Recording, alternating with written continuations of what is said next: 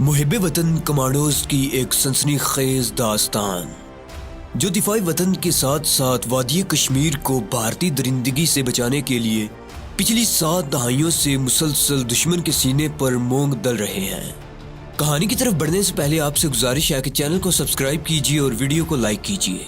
आइए कहानी की तरफ चलते हैं।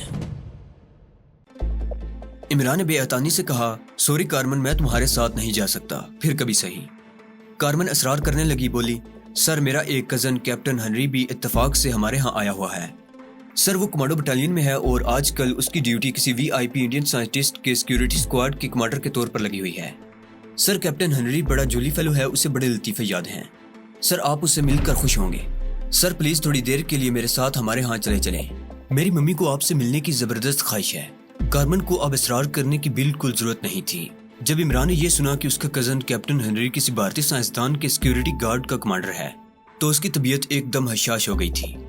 उसे यूं महसूस हुआ जैसे काले स्याह बादलों में से अचानक सूरज की किरणें फूट पड़ी हों। उसे यकीन हो गया था कि यह कैप्टन हेनरी भारतीय साइंसदान डॉक्टर रघुपति के सिक्योरिटी गार्ड का ही कमांडर हो सकता है। चूंकि भारतीय साइंसदान बीमार है और वो क्लब में नहीं आ रहा, इस वजह से कैप्टन को कारमन की फैमिली से मिलने का मौका मिल गया है। लेकिन इमरान कारमन के आगे एकदम उसके हाथ जाने का इजहार नहीं करना चाहता था। हालांकि वो उसके हाथ जाने को कारमन से ज्यादा बेताब था।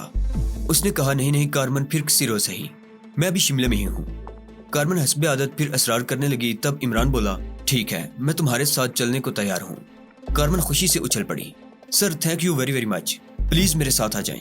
कारमन अपनी मम्मी के साथ शिमले के जिस बोर्डिंग हाउस या रेस्ट हाउस में ठहरी हुई थी वो माल रोड से ज्यादा दूर नहीं था। सिर्फ एक थोड़ी सी चढ़ाई थी, आगे एक गिरजाघर था। उसके कब में ऊंचे दरख्तों के नीचे एक मंजिला इमारत थी जिसके बाहर चंद एक छोटी गाड़ियां और चंद एक स्कूटर और मोटरसाइकिलें खड़ी थीं। कारमन की मम्मी ने यहाँ 2 कमरे ले रखे थे। एक में दोनों माँ बेटी का बेडरूम था, एक में ड्राइंग रूम था। ड्राइंग रूम में हजरत ईसा अलैहिस्सलाम की तस्वीर शीशे के फ्रेम में कांच के ऊपर लगी हुई थी। तस्वीर के नीचे एक कैंडल स्टिक में मोमबत्ती रोशन थी। कारमन की माँ अधेड़ उम्र की बड़ी खुश मिजाज औरत थी। वो बड़ी खुश अखलाकी के साथ इमरान से मिली। इमरान ने कारमन को अपना नाम अभी तक नहीं बताया हुआ था। शायद वो उसे हिंदू समझ रही थी, लेकिन इमरान समझता था कि यहाँ उसे अपने आप को क्रिश्चियन जाहिर करना होगा। उसने अपना एक क्रिश्चियन नाम भी सोच लिया था। कारमन की मम्मी ने इमरान का माथा चूम लिया और बड़ी शफकत का इजहार करते हुए बोली, बेटा, जब कारमन ने मुझे बम्बई में बताया कि आज गार्डन में जब वो स्टडी करने गई थी तो कुछ गुंडों ने उसे पकड़ लिया, लेकिन एक नौजवान ने बड़ी बहादुरी से गुंडों का मुकाबला करके उन्हें मार भगाया। तो मैं उस वक्त से तुम्हें मिलने को बेताब थी और खुद आकर तुम्हारा शुक्रिया अदा करना चाहती थी कि तुमने मेरी बेटी की इज्जत बचा ली। इमरान को कारमन से और कारमन की मम्मी की बातों से कोई दिलचस्पी नहीं थी, मगर वो खुंदा पेशानी से उनकी बातें सुन रहा था और साथ ही साथ उसकी नजरें कैप्टन हेनरी को भी तलाश कर रही थी। वो उसे वहां कहीं नजर नहीं आ रहा था। इमरान ने मुस्कुराते हुए कहा, आंटी, मैंने तो महज अपना इंसानी फर्ज अदा किया था, इसमें किसी पर एहसान करने की कोई बात नहीं है। कारमन इमरान की तरफ देखकर मुस्कुरा रही थी। उसकी मम्मी ने कहा, फिर भी बेटा, आजकल के जमाने में कौन किसी के गुंडों के साथ उलझ कर अपनी जान खतरे में डालता है। इतने में सामने वाले बाथरूम का दरवाजा खुला और उसमें से एक दराज कद खुश शक्ल सांवले रंग का नौजवान नमदार हुआ। उसने गहरे रंग का गर्म सूट पहन रखा था। कारमन ने आगे बढ़कर मुस्कुराते हुए कहा, हेनरी, ये हैं वो सर जिन्होंने बम्बई में गुंडों से मेरी इज्जत बचाई थी। कैप्टन हेनरी ने मुस्कुराते हुए इमरान की तरफ हाथ बढ़ाया और अंग्रेजी में कहा, सर आपसे मिलकर वाकई मुझे बड़ी खुशी हुई है। कारमन बोली, आई एम सॉरी हेनरी, मुझे अभी तक सर का नाम मालूम नहीं हो सका। इन्होंने अपना नाम बताया ही नहीं। इमरान ने अपना एक क्रिश्चियन नाम पहले ही से सोच रखा था। उसने बड़ी गर्मजोशी से कैप्टन हेनरी से हाथ मिलाते हुए कहा, मेरा नाम जेम्स है, मेरे दोस्त मुझे जिम्मी कहते हैं, आप भी मुझे जिम्मी कह सकते हैं। कैप्टन हेनरी ने मुस्कुराते हुए कहा, कारमन ने मुझे आपकी बहादुरी का सारा किस्सा सुनाया था कि किस तरह आपने बम्बई के खतरनाक गुंडों की मुरम्मत की और कारमन की इज्जत को बचाया। हम सब फैमिली वाले आपका शुक्रिया अदा करते हैं। आपको तो कमांडो बटालियन में होना चाहिए था। इमरान बोला, कैप्टन साहिब, मुझे भी भारतवर्ष की कमजोर औरतों का कमांडो ही समझिए। कारमन और कैप्टन हेनरी कहका लगाकर हंस पड़े। कारमन की मम्मी ने कहा, जिम्मी बेटा, अब हम तुम्हें खाना खाए बगैर नहीं जाने देंगे। इमरान खुद वहां ज्यादा से ज्यादा देर ठहरना चाहता था, लेकिन तकल्लुफ भी बहुत जरूरी था। कहने लगा, नहीं आंटी, आप इतनी तकलीफ ना करें। इमरान को कारमन की जुबानी इतना मालूम हो चुका था कि ये कैप्टन हेनरी किसी भारतीय वीआईपी साइंसदान की सिक्योरिटी स्क्वाड का कमांडर है। अब वो ये मालूम करने को बेताब था कि वो भारतीय साइंसदान कौन है। क्या वाकई वो डॉक्टर रघुपति है? कारमन की मम्मी बोली, तुम भी मेरे बेटे की तरह हो जिम्मी, तकलीफ की भला क्या बात है। उसने कारमन से कहा, कारमन बेबी, जल्दी से किचन में जाकर देखो खाने में कितनी देर है। कारमन किचन की तरफ चली गई। उसकी मम्मी खाने की मेज को ठीक करने लगी। कैप्टन हनरी इमरान को लेकर सोफे पर बैठ गया और बातें शुरू हो गई। कैप्टन हनरी ने पूछा, मिस्टर जिमी आप क्या करते हैं? क्या कोई बिजनेस या सरकारी जॉब? इमरान ने सारा स्क्रीन प्ले पहले से सोच रखा था, बल्कि उसके दिमाग में कैप्टन हनरी के जरिए पाकिस्तान दुश्मन भारतीय साइंसदान को ठिकाने लगाने का पूरा मंसूबा तैयार हो चुका था। उसने कहा, असल में मैं जर्नलिस्ट राइटर हूँ और मेरा ताल्लुक कलकत्ते के अंग्रेजी अखबार अमृत बाजार पत्रिका से है। कलकत्ते के इस मशहूर अखबार का जिक्र इमरान ने इसलिए किया कि कलकत्ता वहाँ से बहुत दूर था, जबकि इस फैमिली का ताल्लुक बम्बई से था। अगर वो बम्बई के किसी अंग्रेजी अखबार का नाम लेता तो बहुत मुमकिन था कि कैप्टन हनरी और उसकी मम्मी वगैरह उस अखबार के स्टाफ से वाकिफ होते। ये पढ़े लिखे क्रिश्चियन थे और वहाँ भी उनके मेज पर टाइम ऑफ इंडिया अंग्रेजी अखबार मौजूद था। कैप्टन हनरी खुश होकर बोला, फाइन, ये तो बड़ी अच्छी बात है। FSC करने के बाद मेरा इरादा जर्नलिज्म ज्वाइन करने का था, लेकिन हमारे डैडी की ख्वाहिश थी कि मैं इंडियन आर्मी ज्वाइन करूं, चुनाचे मैंने फौज में कमीशन ले ली। कैप्टन हनरी खुद ही उस तरफ आ गया था जिस तरफ इमरान उसे लाना चाहता था। इमरान ने फौरन सवाल कर दिया, तो आपका ताल्लुक जैसा कि आपने कहा कमांडो बटालियन से है? कैप्टन हनरी बोला, यस, 11 पोनर रेजिमेंट की कमांडो बटालियन से, लेकिन आजकल मेरी बड़ी सख्त ड्यूटी लगी हुई है। मैंने तो अपने कमांडिंग अफसर से दरखास्त की थी कि मुझे बेशक कश्मीर के महाज पर भेज दो, मगर उसने मुझे एक सिक्योरिटी स्क्वाड का कमांडर लगा दिया। इमरान ने बेनियाजी जाहिर करते हुए पूछा, क्या आपका ये स्क्वाड किसी मिनिस्टर, मेरा मतलब है कि केंद्रीय मंत्री का सिक्योरिटी स्क्वाड है? कैप्टन हनरी बेजारी से बोला, नहीं जिमी भाई, ऐसा होता तो कोई बात नहीं थी। मुझे तो एक बूढ़ा गंजा साइंसदान दे दिया गया है कि उसकी 24 घंटे हिफाजत करो। ये कोई साइंसदान है? हाँ, याद आ गया, कहते हैं ये भारत के लिए हाइड्रोजन बम के फार्मूले पर काम कर रहा है। इमरान ने मुस्कुराते हुए कहा, तो आपको तो फिर दिल्ली राजधानी में होना चाहिए था, क्योंकि इंडियन एटॉमिक मिशन का हेड ऑफिस वहीं है। कैप्टन हनरी ने सिगरेट का पैकेट निकालकर इमरान को सिगरेट पेश करते हुए कहा, सिगरेट प्लीज। इमरान बोला, शुक्रिया कैप्टन साहिब, मैं सिगरेट नहीं पीता। कैप्टन हनरी ने खुद एक सिगरेट सुलगा लिया और बोला, बात यह है कि ये साइंसदान जिसका नाम रघुपति है, आजकल सूलन के पास एक फौजी कैंप में मुकीम है और वहीं अपने फार्मूले पर काम कर रहा है। हफ्ते में एक बार शिमले के ओल्ड ऑफिसर्स क्लब में ब्रांडी के 2 पैक पीने और बिलियर्ड खेलने आता है। कुछ दिनों से वो बीमार है, उसे फ्लू हो गया है और फौजी कैंप में ही उसको ट्रीटमेंट दिया जा रहा है। मुझे मौका मिल गया और मैं आंटी और कारमन से मिलने आ गया हूँ। हर शय वाज़ेह हो गई थी, हर शय की तस्दीक हो गई थी। इमरान का रास्ता भी साफ हो गया था। उसने भारतीय साइंसदान के मौजू को अलग कर दिया और ओल्ड ऑफिसर्स क्लब के बारे में कहने लगा, अरे हाँ, याद आ गया, इस ओल्ड ऑफिसर्स क्लब की शोहरत तो कलकत्ता में हमारे अंग्रेजी रोजनामा अमृत बाजार पत्रिका तक भी पहुंच चुकी है।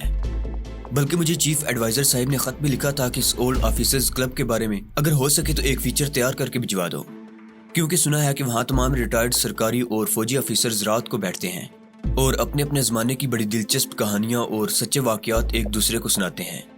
कैप्टन हनरी बोला, अरे मिस्टर जिमी, इन लोगों के पास बड़ी दिलचस्प कहानियाँ हैं, तुम सुनो तो हैरान रह जाओ। इमरान बोला, क्या मैं वहाँ जा सकता हूँ? कैप्टन साहिब, सुना है कि वहाँ सिक्योरिटी का बड़ा सख्त इंतजाम है और किसी अजनबी को अंदर जाने की इजाज़त नहीं है। कैप्टन हनरी कहने लगा, तुमने ठीक सुना है, इन बुढ़े रिटायर्ड अफसरों में 6-7 फौजी जर्नैल हैं जो कश्मीर के महाज पर और ख़ास तौर पर कारगिल के महाज पर लड़ते रहे हैं। कश्मीरी कमांडोज से जान का खतरा लगा रहता है, चुनाचे उन्होंने अपने तौर पर अपने गार्ड्स वहाँ तैनात किए हुए हैं जो शाम के 4 बजे से लेकर रात के 2 बजे तक किसी को क्लब के करीब नहीं पिटकने देते। लेकिन तुम मेरे मेहमान बनकर मेरे साथ जाओगे, मैं तुम्हें इन जर्नैलों से भी मिलाऊंगा, उनके पास बड़ी जंगी कहानियां हैं जो तुम अपने अखबार में छाप सकते हो। इमरान ने कहा, मैं भी यही चाहता हूँ कि उनके कारनामे भारतवर्ष की जनता तक भी पहुँचाऊँ और उन्हें पता चल सके कि हमारी सेना कितनी बहादुर है। कैप्टन हनरी बोला, इसमें कोई शक नहीं मिस्टर जिमी के कश्मीर के महाज पर, खास तौर पर कारगिल में हमारी सेना बड़ी दलेरी से लड़ी है, लेकिन कश्मीरी मुजाहिदीन और हमारे सिपाहियों में एक और फर्क है। वो क्या? इमरान ने पूछा। कैप्टन हनरी कहने लगा, फर्क ये है कि कश्मीरी मुजाहिदीन जिहाद कर रहे हैं, वो मरना जानते हैं और मरने के लिए आते हैं, जबकि हमारे सिपाही मौत से डरते हैं, वो मरना नहीं चाहते, और जब मौत की आंखों में आंखें डालकर खड़े हो जाने का वक्त आता है तो हमारे सिपाही भाग जाते हैं, जबकि कश्मीरी मुजाहिदीन हमारे मोर्चों में घुस आते हैं और 6-7 को मार कर खुद भी मर जाते हैं। इमरान ने कहा, यह तो हमारे प्रेस ने भी लिखा है कि हमारी सेना के सिपाही कश्मीर के महाज पर जाने से घबराते हैं। फिर उसने जल्दी से मौजू बदल दिया और अपने मौजू पर आ गया। मैं इस दिलचस्प ओल्ड ऑफिसर्स क्लब पर अपने अखबार में पूरा फीचर लिखना चाहता हूँ, आप मुझे कब अपने साथ क्लब में ले जा रहे हैं? कैप्टन हनरी कहने लगा, वो बुढ़ा साइंसदान भी बीमार है, मैं उसको लेकर ही वहाँ जाता हूँ, मेरा ख्याल है 2-1 दिन तक ठीक हो जाएगा, फिर तुम मेरे साथ चले चलना। तुम्हारा कोई फ़ोन नंबर हो तो मुझे दे दो, मैं तुम्हें फ़ोन पर इतला कर दूंगा। इसके साथ ही कैप्टन हनरी ने अपनी जेब से अपना विजिटिंग कार्ड निकाल कर इमरान को दिया और कहा, اس پر میرا فون نمبر لکھا ہوا ہے، تم چاہو تو اس نمبر پر مجھ سے رابطہ کر سکتے ہو۔ عمران نے اپنے فلیٹ کا ٹیلی فون نمبر لکھوا دیا۔ اتنے میں میز پر کھانا لگا دیا گیا تھا۔ کارمن اور اس کی ممی خود کھانا لگوا رہی تھی۔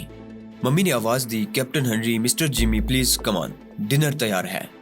کھانے پر کیپٹن ہنری نے بڑے لطیفے سنائے۔ عمران کو بھی جتنے لطیفے یاد تھے سارے کے سارے سنا ڈالے۔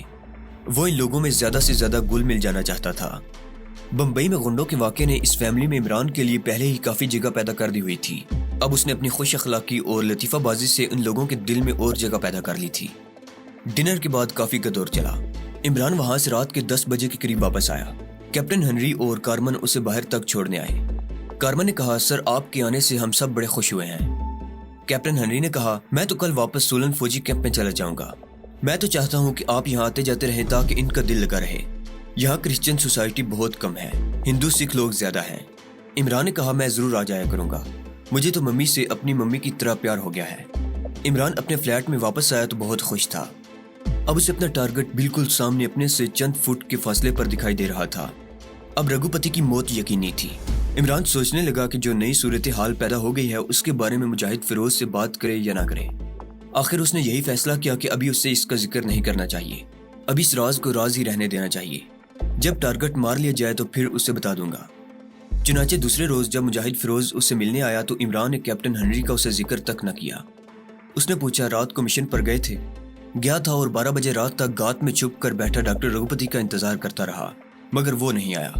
مجاہد فیروز کہنے لگا، اگرچہ وہ بیمار ہے لیکن کچھ نہیں کہا جا سکتا کہ کب ٹھیک ہو کر کلب میں نمودار ہو جائے۔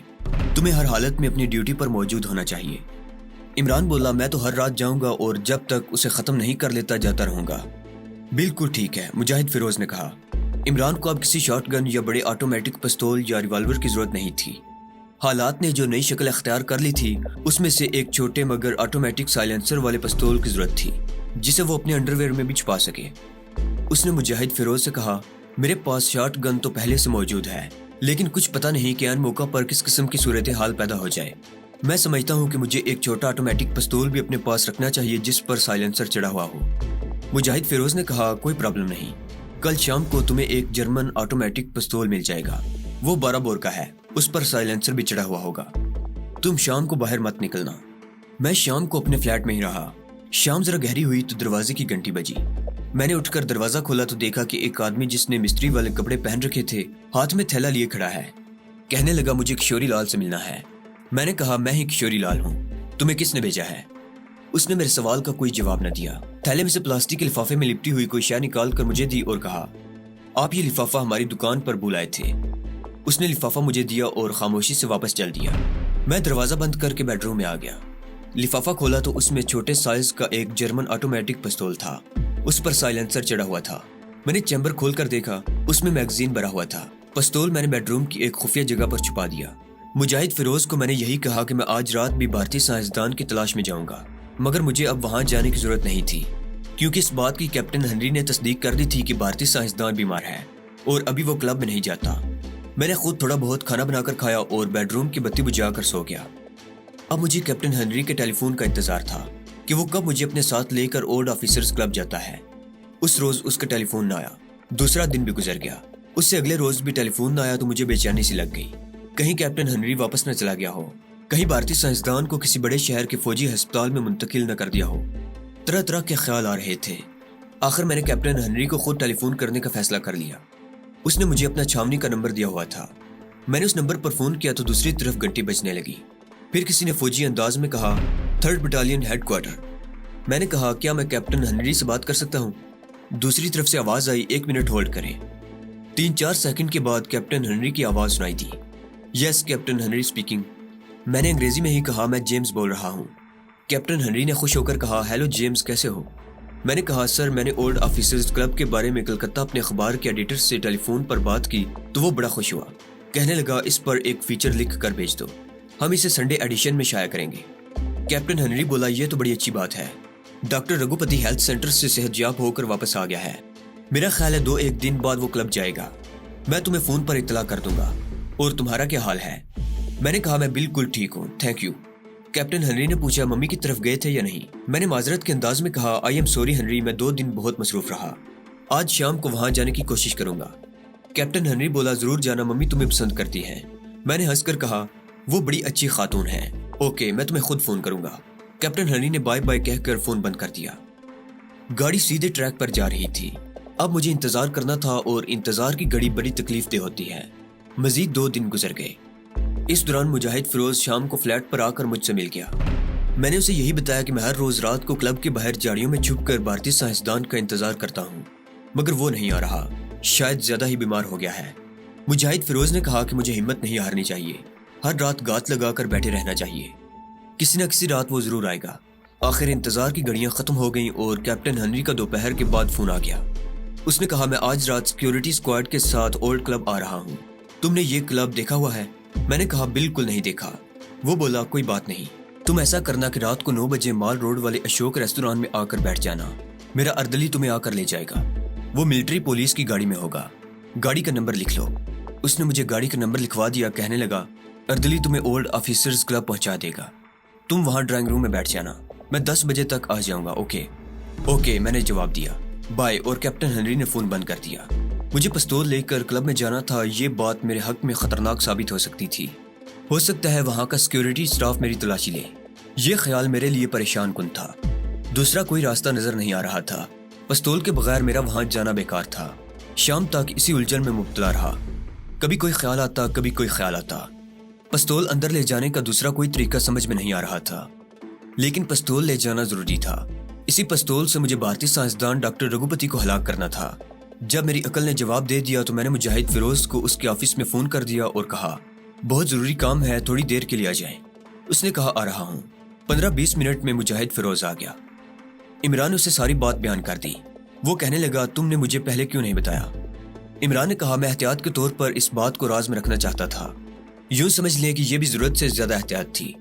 میں نے سوچ رکھا تھا کہ مشن کی کامیابی کے بعد تمہیں بتا دوں گا۔ مجاہد فیروز بولا تمہیں مجھ سے ذکر کر دینا چاہیے تھا، بہرحال مجھے یہ جان کر خوشی ہوئی ہے، قدرت کی طرف سے تمہیں ایک سنہری موقع فراہم کر دیا گیا ہے، تمہیں اس کا پورا فائدہ اٹھانا ہوگا۔ تم پاکستان کے دشمن نمبر 1 بھارتی سائنسدان کے بہت قریب ہو گئے ہو، اسے کسی حالت میں بھی زندہ نہیں بچنا چاہیے۔ عمران نے کہا میں اسے زندہ نہیں چھوڑوں گا، چاہے اس کے بدلے مجھے اپنی جان کی قربانی ہی کیوں نہ دینی پڑے۔ سوال یہ ہے کہ کہیں ایسا نہ ہو کہ کلب میں داخل ہونے سے پہلے سیکیورٹی سٹاف میری تلاشی لینی شروع کر دیں۔ اگر انہوں نے ایسا کیا تو میرا پستول ضرور برآمد ہو جائے گا۔ سیکیورٹی سٹاف والے بڑے تربیت یافتہ ہوتے ہیں، بس یہی ایک مسئلہ میرے لیے پریشانی کا باعث ہے۔